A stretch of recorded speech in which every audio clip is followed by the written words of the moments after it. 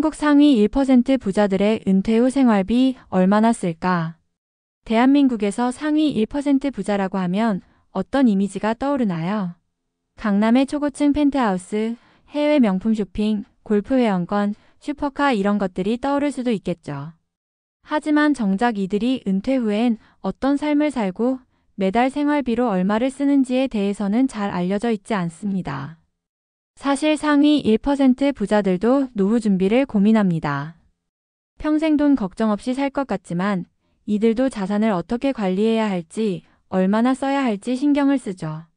그리고 의외로 우리가 생각하는 것보다 훨씬 검소하게 사는 경우도 많습니다. 물론 반대로 엄청난 씀씀이를 자랑하는 경우도 있고요. 상위 1% 부자의 기준은 일단 상위 1%를 정의해 볼까요? 한국에서 금융자산연금, 주식, 채권, 펀드 등 기준 상위 1%에 들려면 최소 30억 원 이상이 필요하다고 합니다. 부동산까지 포함하면 100억 원 이상 보유한 경우도 흔하죠. 은퇴한 1% 부자들은 대개 이런 자산을 바탕으로 생활비를 충당합니다. 그럼 이들이 실제로 은퇴 후 얼마를 쓰는지 살펴볼까요? 상위 1% 부자의 월 평균 생활비. 조사를 보면 상위 1% 은퇴자의 월 평균 생활비는 대략 1,500만 원에서 3,000만 원 수준입니다. 물론 개인차가 있겠지만 대체로 이 정도 금액을 사용한다고 볼 수 있습니다. 이 돈이 어디로 가는지 항목별로 좀 더 자세히 살펴보겠습니다. 주거비. 상위 1% 부자들은 대부분 고급 아파트나 단독주택 혹은 고급 빌라에 거주합니다. 보유한 집에서 사는 경우가 많아 월세 부담은 없지만 관리비와 유지보수 비용이 꽤 나갑니다. 강남 고급 아파트의 경우 관리비만 해도 월 100만 원이 훌쩍 넘죠. 식비 및 외식비. 이들은 식비에 돈을 아끼지 않는 편입니다.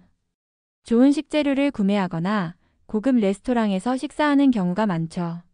특히 유명 셰프가 운영하는 레스토랑이나 호텔 다이닝을 자주 이용하는 경우도 많고요. 한 달에 최소 300만 500만 원 정도는 식비로 지출하는 경우가 흔합니다.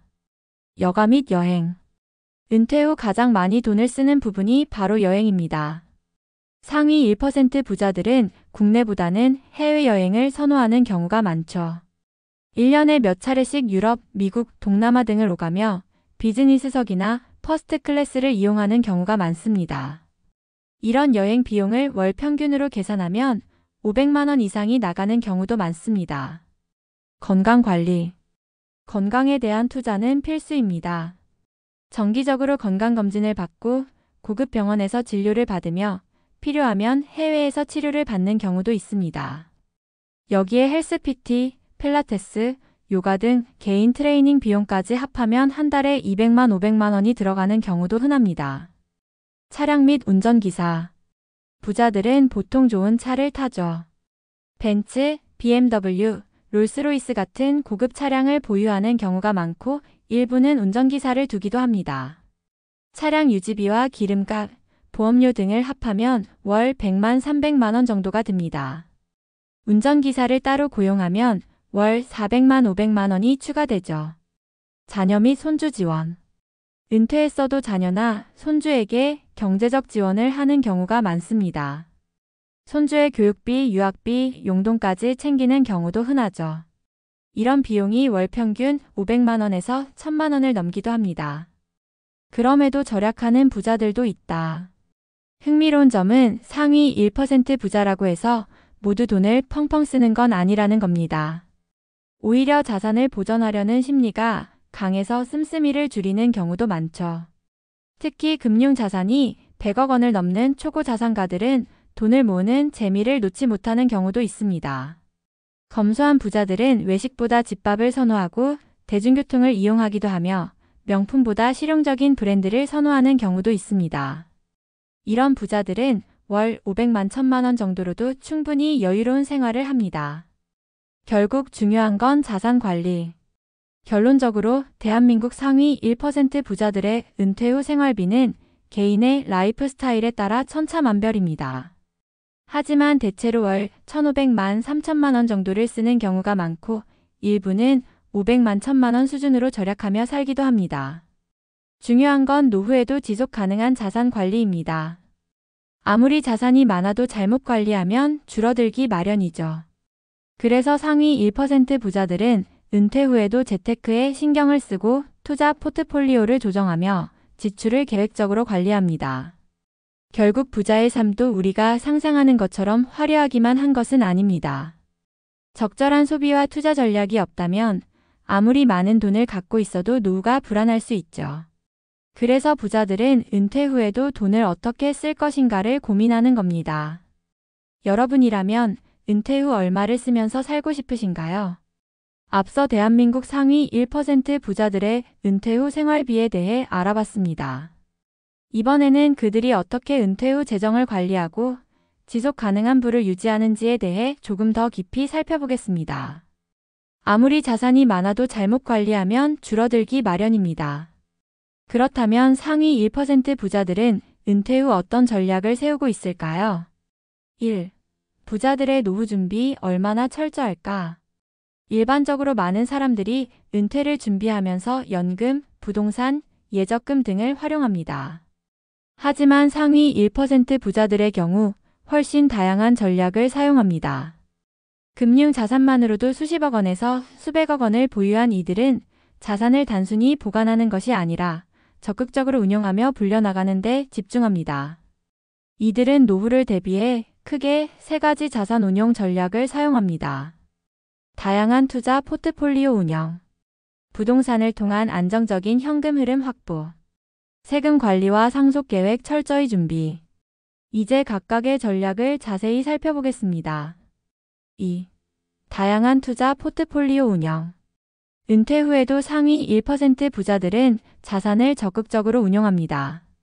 주식, 채권, 펀드, 사모펀드, 벤처 투자 등 다양한 방식으로 분산 투자의 리스크를 줄이면서도 수익을 극대화합니다. 1. 배당주와 채권 투자. 부자들은 단기적인 시세 차익보다는 배당 수익을 안정적으로 받을 수 있는 종목을 선호합니다.